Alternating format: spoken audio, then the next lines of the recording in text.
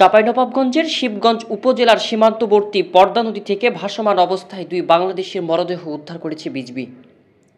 শনিবার বিকাল ৩টায় স্থানীয়দের মাধ্যমে বিজিবির মাসুদপুর বিওপি টহল দল মরদেহগুলো শিবগঞ্জ থানা পুলিশের উপস্থিতিতে উদ্ধার করে।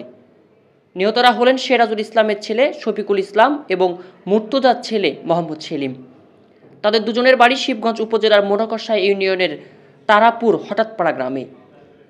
বিজিবির সূত্রে জানা যায়, চৌধুরীর শরণ এলাকার সীমান্ত পিলার 4/2 থেকে প্রায় 2.5 কিলোমিটার বাংলাদেশের অভ্যন্তরে পদ্মা নদীতে মরদেহ দুটি ভাসতে দেখা যায়। পরে স্থানীয়দের সহায়তায় মৃতদের পরিচয় শনাক্ত করা হয়।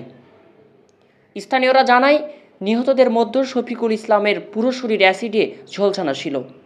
বৃহস্পতিবার শফিকুল ইসলাম গরু আনার উদ্দেশ্যে মাসুদপুর সীমান্ত দিয়ে ভারতে প্রবেশ করেন।